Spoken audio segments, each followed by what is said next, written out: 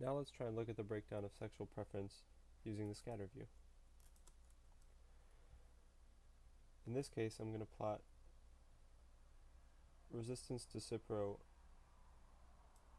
in the heterosexual population on the x-axis, the horizontal axis, and I'm going to plot the resistance to Cipro in the MSM population on the y-axis here.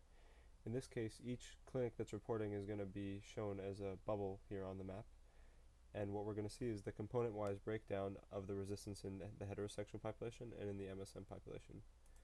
So as we begin, I'll speed this up just a tiny bit. There's obviously no resistance back in the late 80s. As we play forward through time, through this toolbar right here, we see that resistance slowly begins to emerge, but pretty much solely in the heterosexual population as the bubbles start to move along this horizontal axis. As we start getting into the 2000s, every once in a while, bubbles start to move off this horizontal axis up onto the vertical axis a little bit, or into the middle.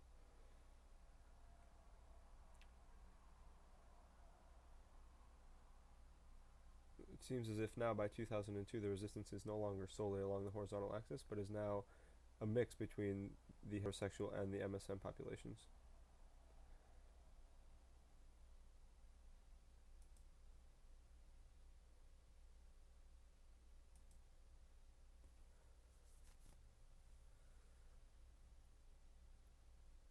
Not only that, but now we seem to see that in a lot of frames, a lot of the bubbles have shifted towards this vertical axis.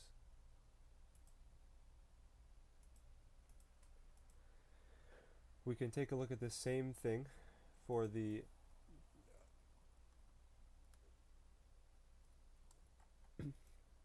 resistance to all three drugs at the same time: penicillin, tetracycline, and Cipro.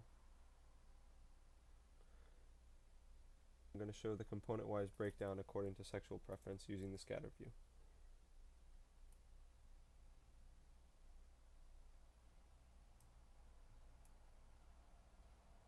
Again, resistance in the heterosexual population is going to be on the horizontal axis, and resistance in the MSM population is going to be on the vertical axis.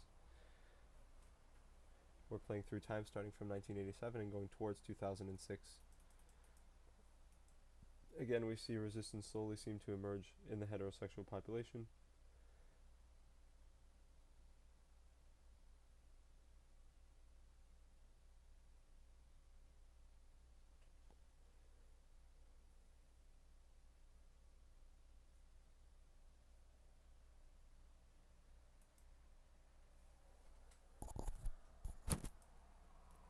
But again, as we move into the 2000s, all of a sudden we see movement off of the horizontal axis and starting to approach the vertical axis.